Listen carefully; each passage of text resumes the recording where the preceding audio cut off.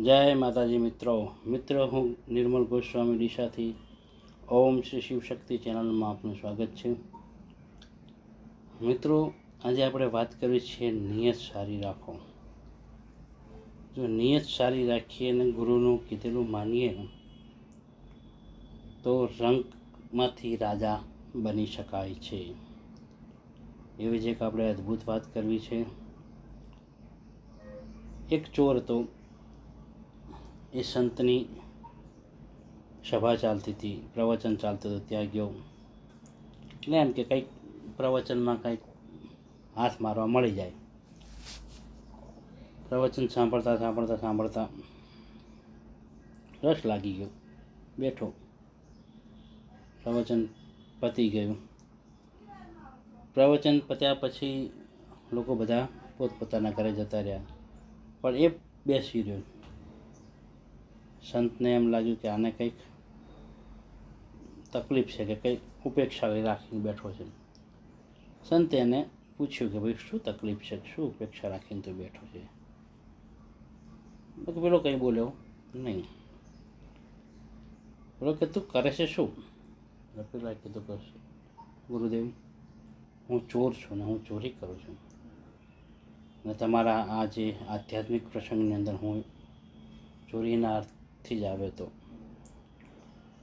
પણ તમારું પ્રવચન સાંભળીને મને એમ લાગ્યું કે આપણે કંઈક જીવનમાં કરવું જોઈએ, પણ હું કંઈ કરી શકું એમ નથી।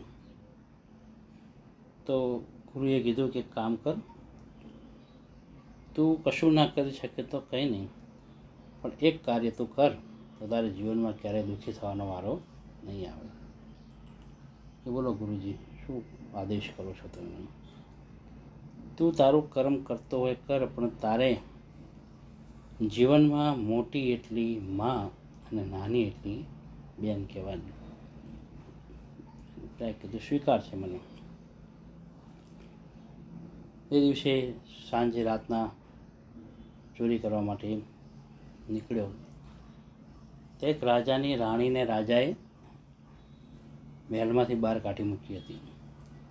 એક પગડામાં રહેતી હતી। પગડામાં રહેતી હતી એટલે આ વ્યક્તિ ત્યાં ચોરી કરવા માટે ગયો। આની દેખરેખ સિપાહીઓ રાખતા હતા।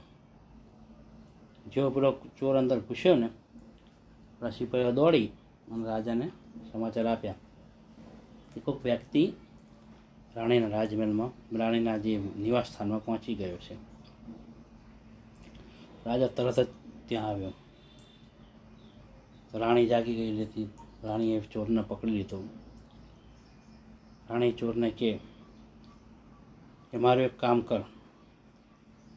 ચોરીને પેલા ગુરુજીનો શબ્દ યાદ આવ્યો ને ચોરે સીધી મા તરીકેનું કંઈ કાર્ય હોય તો મને કહેજે, હું દીકરા તરીકેનું તારું કાર્ય કરીશ।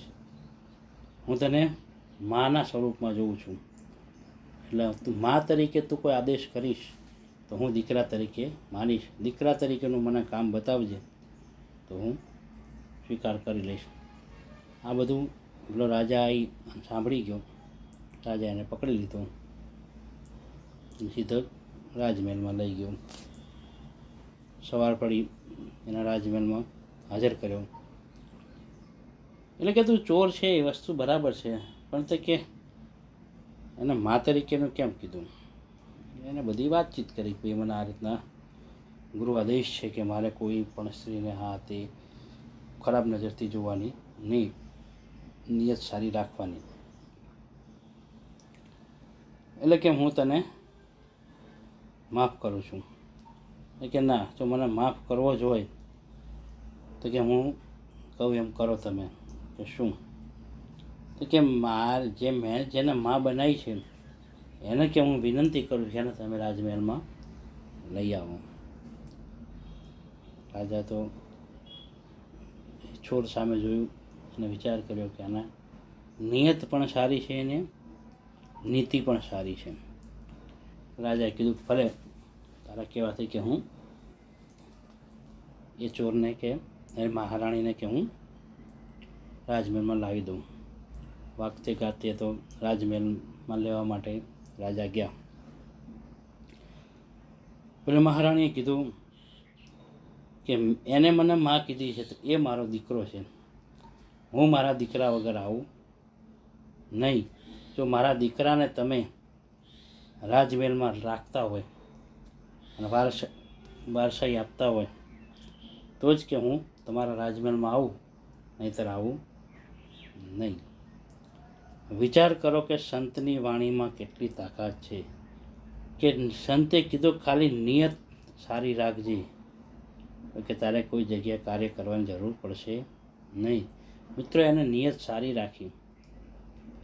દરેક સ્ત્રીની અંદર એને બેન ને માં જોઈ તો આજે એ રંકમાંથી રાજા બની ગયો અને રાજાએ એની પત્નીને સ્વીકાર કરી, પેલા ચોરને એનો દીકરો જાહેરાત કરી અને રાજ્યભાર એને સોંપી દીધો અને લીલા લહેર કરવા માંડ્યા.